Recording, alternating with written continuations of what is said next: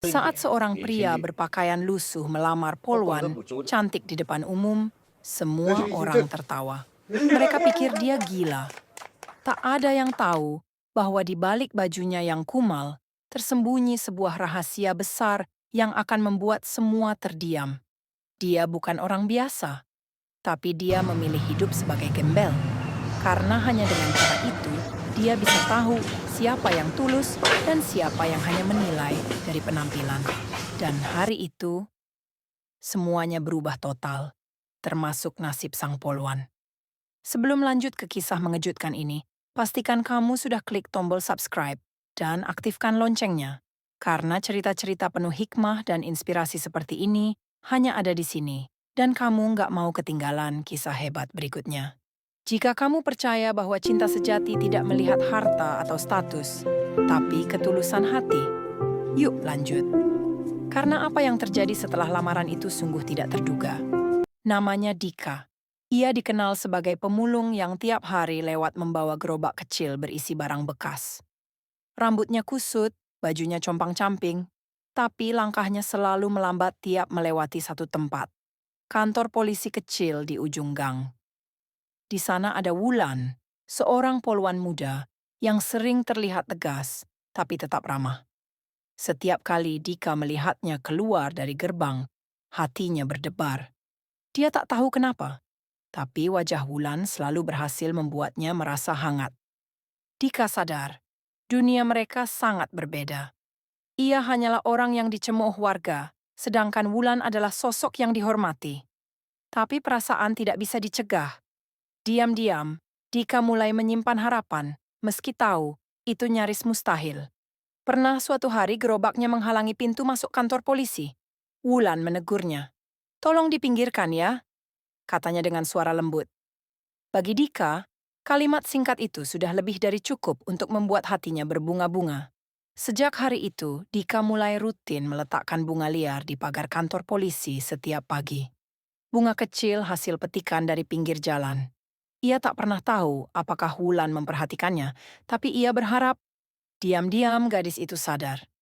Beberapa warga mulai memperhatikan kebiasaan aneh Dika. Ada yang mencibir, ada yang tertawa, tapi Dika tak peduli.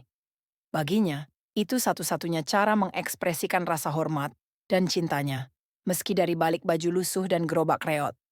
Beberapa polisi bahkan sempat menegur, "Jangan terlalu sering di sini. Bisa ganggu operasional," kata salah satu petugas. Dika hanya menunduk dan minta maaf, tapi keesokan harinya dia tetap datang, dengan bunga yang lebih segar. Semakin hari orang-orang mulai menjulukinya pemulung cinta. Ada yang merasa iba, tapi lebih banyak yang menertawakan. Tapi Dika tetap datang, kadang hanya untuk melihat Wulan lewat 5 detik dari balik pohon. Dika tahu, cinta seperti ini tak akan pernah dihargai orang, tapi ia tak mencari tepuk tangan. Ia hanya ingin mengikuti suara hatinya. Dan mungkin, jauh dalam hati kecilnya, ia berharap Wulan akan menoleh dan mengenali ketulusannya. Namun satu hal yang tak diketahui semua orang, Dika bukanlah orang biasa. Ada rahasia besar yang ia sembunyikan, identitas yang bisa membuat seluruh kampung gempar jika saja ia mau mengungkapkannya. Tapi ia menunggu saat yang tepat, karena bagi Dika, cinta itu bukan tentang memamerkan siapa diri kita, tapi tentang siapa yang bisa menerima kita, bahkan saat kita terlihat tak punya apa-apa. Hari itu kantor polisi mengadakan acara terbuka untuk masyarakat. Banyak warga berkumpul termasuk media lokal. Wulan tampil sebagai perwakilan polisi wanita. Ia tampak cantik dengan seragam lengkap dan senyum profesional yang memikat banyak mata.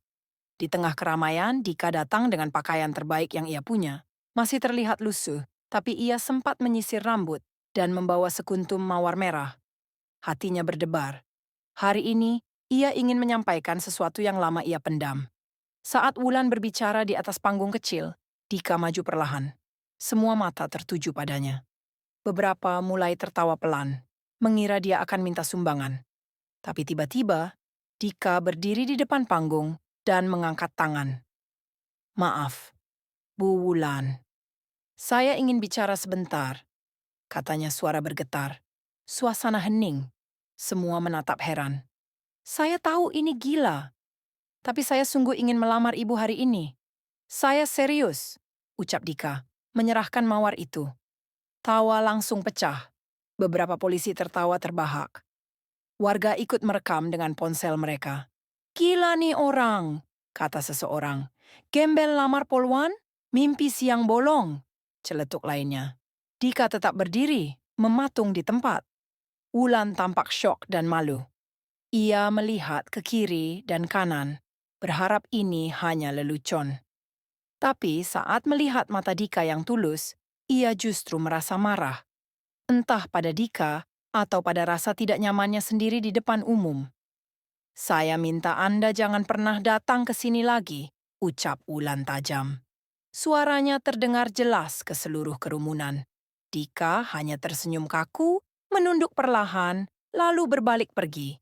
Di belakangnya, tawa dan hinaan masih terdengar. Seorang petugas menepuk pundak Wulan. Tenang saja, nanti kami larang dia masuk area ini lagi. Wulan mengangguk, tapi dalam hatinya ada rasa bersalah. Bukan karena lamaran itu, tapi karena ia merasa telah mempermalukan seseorang yang tampak tulus. Dika berjalan melewati gang-gang sempit, membawa gerobaknya kembali, tapi kali ini langkahnya berbeda. Ada keputusan yang ia ambil hari itu. Bukan untuk membalas dendam, tapi untuk menunjukkan siapa dirinya sebenarnya. Di rumah petak kecil tempat ia tinggal, Dika membuka sebuah kotak kayu tua yang selalu ia simpan di bawah kasur. Di dalamnya ada jam tangan mewah, sertifikat tanah, dan satu kartu identitas yang sudah lama tidak ia tunjukkan pada siapapun. Nama di kartu itu, Raditya Nugraha Putra. Gelar, MM, lulusan Australia. Jabatan terakhir, CEO Raditya Group, perusahaan properti besar yang berkantor di Jakarta dan Singapura. Ia memang menyamar, dan ia punya alasan kuat untuk itu. Ia menatap cermin kecil yang menggantung di dinding kamarnya. "Apa kamu sudah cukup diuji?" gumamnya pelan. Hari ini, rasa sakit bukan karena ditolak cinta, tapi karena menyadari betapa kejamnya dunia menilai hanya dari tampilan luar. Radit, nama aslinya, mengangkat telepon satelit di lemari kecilnya. Ia tekan satu nomor cepat. "Aktifkan semua akun dan siapkan kendaraan. Aku akan muncul besok dengan nama asliku." Di ujung sana, suara sang asisten menjawab, "Siap, Pak Radit." Malam itu, mobil SUV hitam berhenti diam-diam di gang kecil. Beberapa orang berseragam hitam turun membawa koper besar. Mereka memasuki rumah Dika dan tinggal di sana sepanjang malam. Warga hanya bisa menebak-nebak. Ada apa gerangan? Pagi harinya, 3 mobil mewah berhenti di depan kantor polisi. Warga mulai berkumpul. Dari salah satu mobil keluar pria tampan, gagah, mengenakan jas hitam mengilap. Dan ketika Wulan menatap wajah pria itu, ia langsung lemas berdiri. Wulan membeku.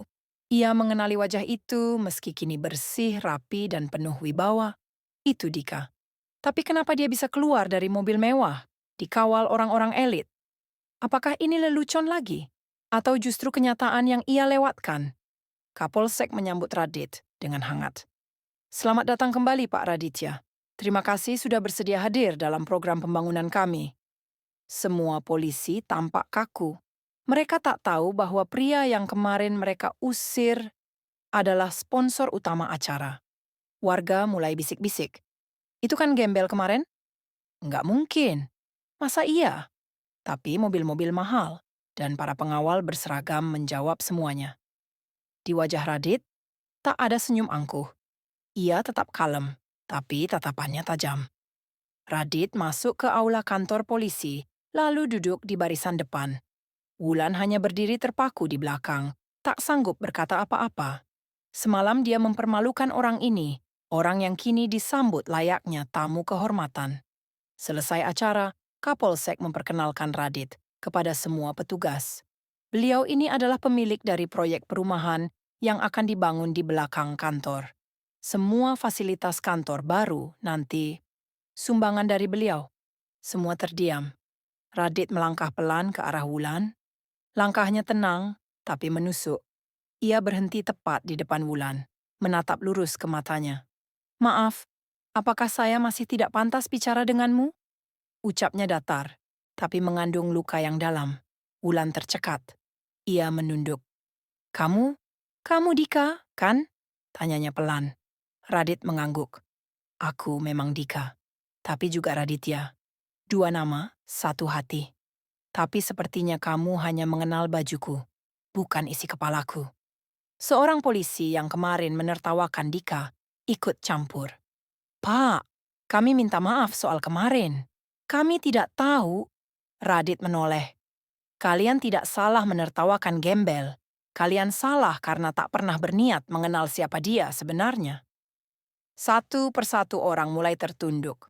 Mereka sadar yang mereka hina kemarin bukanlah kebodohan, tapi ketulusan. Radit menoleh lagi ke Wulan. Aku datang bukan untuk balas dendam, aku cuma mau menyelesaikan yang tertunda. Ia membuka sakunya, mengeluarkan kembali kotak kayu kecil itu. Masih sama.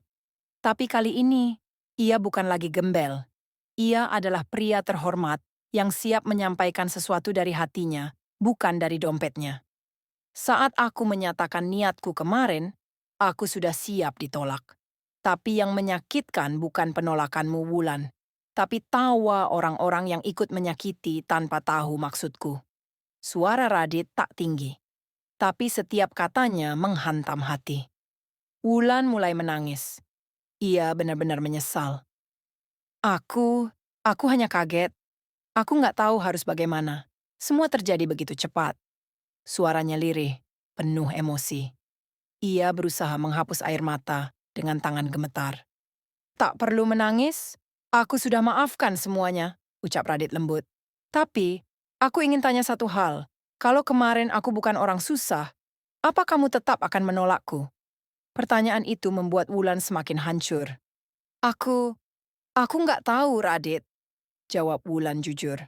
Mungkin aku terlalu banyak menilai orang dari luar, tapi aku juga takut. Kita terlalu beda. Aku takut dibilang bodoh karena mencintai orang yang bahkan tak punya apa-apa. Radit mengangguk pelan. Itu yang aku cari. Kejujuran. Ia menyimpan kembali kotaknya. Aku tidak akan melamarmu hari ini. Bukan karena aku menyerah, tapi karena aku ingin kamu mencintaiku, bukan memaafiku. Kerumunan mulai bubar perlahan, tapi percakapan mereka tetap jadi pusat perhatian. Tak sedikit warga yang menatap Wulan Iba. Hari itu, bukan hanya Dika yang disakiti, tapi juga Wulan yang harus menelan rasa malu sedalam-dalamnya. Wulan memanggil Radit saat pria itu berjalan menuju mobilnya. Radit, tolong tunggu. Aku ingin bicara. Bukan sebagai polwan, tapi sebagai wanita biasa. Radit berhenti, tapi tak menoleh. Aku mendengarkan, jawabnya singkat. Aku pernah bilang kamu jangan datang lagi, tapi hari ini aku berharap kamu datang besok. Dan besoknya lagi, karena sekarang aku sadar, bukan kamu yang tak pantas, tapi aku yang terlalu sombong, kata Wulan dengan tulus. Radit menatapnya, lama, lalu tersenyum kecil. Kalau begitu, mari kita mulai ulang. Dari awal, tanpa seragam, tanpa gerobak, hanya kamu dan aku. Wulan mengangguk. Kali ini, tanpa malu, tanpa beban, hanya keikhlasan yang tersisa. Saat Radit pergi, Wulan berdiri mematung. Di tangannya masih ada mawar merah yang ia ambil dari kotak kecil Radit. Bunga itu kini bukan sekadar simbol cinta, tapi juga pelajaran bahwa hati tak bisa dinilai dari penampilan semata. Keesokan harinya, Wulan benar-benar menunggu. Ia berdiri di taman kecil dekat kantor, membawa 2 gelas kopi. Satu untuk dirinya, satu untuk Dika, atau Radit. Ia tak peduli lagi siapa namanya. Yang ia tahu, pria itu tulus mencintainya. Radit datang tepat waktu, mengenakan kemeja putih polos dan celana jeans bersih.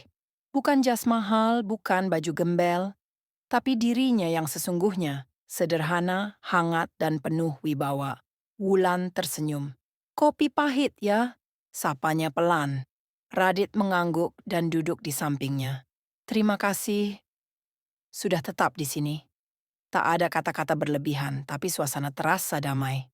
Keduanya saling bertukar cerita, bukan tentang masa lalu, tapi tentang apa yang mereka pelajari. Wulan mengaku, sejak kecil ia diajarkan untuk memilih pasangan yang setara. Tapi sejak bertemu Dika ia sadar, cinta tak mengenal kasta.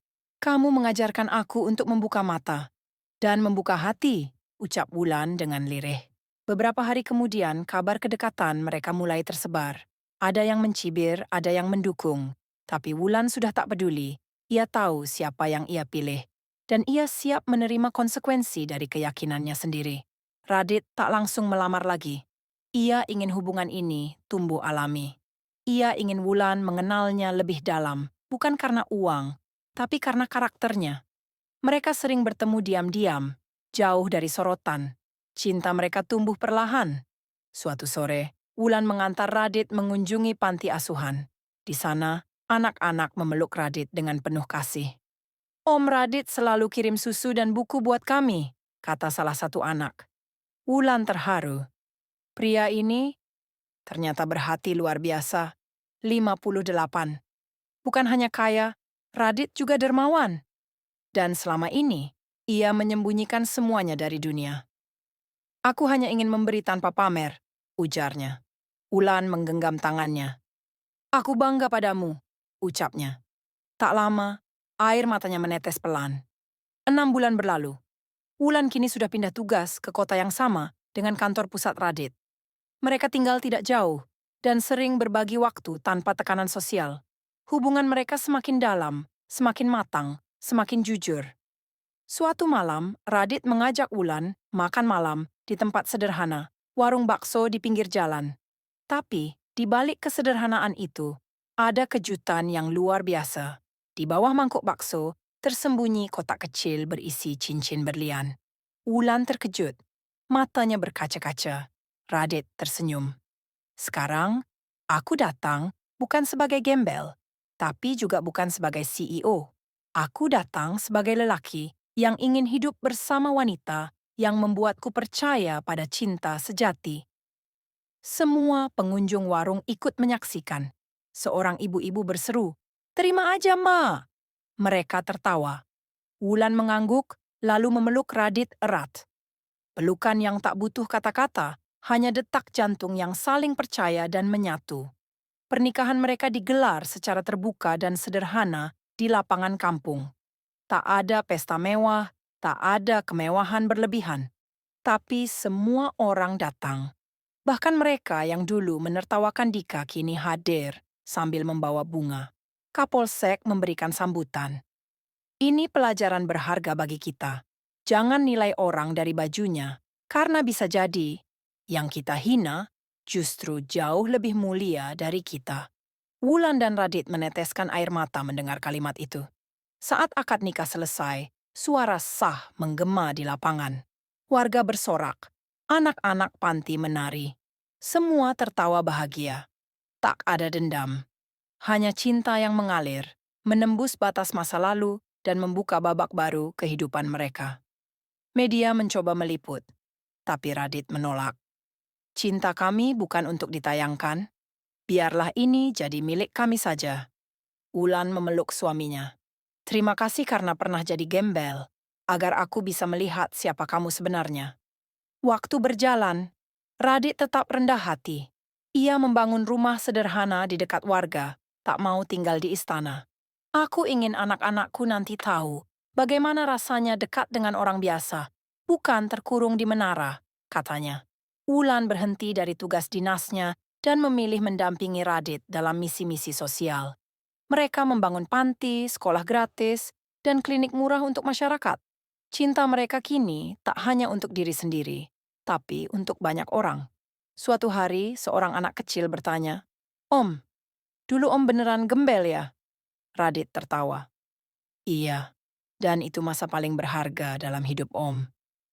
Anak itu bingung. "Kenapa?" Radit menjawab, "Karena di masa itu Om menemukan cinta sejati." Wulan hanya tersenyum dari kejauhan, melihat suaminya berbicara dengan anak-anak. Ia tak lagi merasa malu pernah menolak Dika. Karena dari kesalahan itu, ia belajar tentang cinta, kesabaran, dan pentingnya menilai dari hati, bukan tampilan. Mereka bukan pasangan sempurna, tapi mereka saling mengisi, saling memaafkan, dan saling tumbuh. Dulu, mereka adalah dua orang asing yang hidup di dunia berbeda. Tapi kini, mereka adalah dua jiwa yang tak terpisah oleh status atau gelar. Pernikahan mereka bukan kisah dongeng, tapi kisah nyata. Kisah tentang pria yang rela dihina demi menguji ketulusan cinta, dan wanita yang rela menghapus egonya demi menerima kebenaran yang ia tolak di awal pertemuan. Tak semua orang bisa seperti Radit, tapi kisahnya adalah cermin bagi siapa saja. Bahwa mungkin orang yang hari ini kamu hina justru adalah orang yang akan memberimu pelajaran paling berharga dalam hidupmu. Dan mungkin cinta sejati bukan soal kapan dia datang, tapi bagaimana kamu memperlakukannya saat ia masih terlihat tak punya apa-apa. Karena saat semua kemewahan lenyap, yang tersisa hanyalah hati yang tulus dan kehadiran yang setia. Jika kamu pernah menyakiti seseorang karena penampilannya, ingatlah cerita ini. Jangan sampai kamu kehilangan sesuatu yang luar biasa hanya karena kamu terlalu cepat menilai dari luar. Radit dan Wulan kini dikenal bukan sebagai pasangan kaya raya, tapi sebagai pasangan yang pernah melewati badai ejekan dan bangkit bersama. Cinta mereka bukan dibangun di atas uang, tapi di atas luka yang mereka obati bersama. Setiap pagi, Radit masih suka memetik bunga liar dan meletakkannya di meja makan. Wulan selalu tersenyum. "Masih romantis seperti dulu ya?" Radit menjawab. "Bunga ini dulu membuatku berani melamar. Sekarang jadi pengingat rasa syukur." Wulan tak pernah lupa hari di mana ia menolak Dika. Tapi ia juga tak pernah lupa hari di mana Dika berubah jadi Radit dan menunjukkan siapa dia sebenarnya. Dan dari semua hari itu, lahirlah pelajaran paling besar dalam hidupnya. Harta bisa membuat kagum, tapi hanya hati yang tulus yang bisa membuat seseorang tinggal. Cinta sejati hanya bisa tumbuh dari kejujuran, luka yang sembuh, dan ketulusan yang tak meminta imbalan apapun. Kini, kisah ini bukan hanya milik mereka, tapi milik siapa saja yang pernah diremehkan, disakiti, atau dianggap tak pantas. Karena suatu hari, mungkin mereka akan kembali, bukan untuk balas dendam, tapi untuk menyembuhkan dengan cinta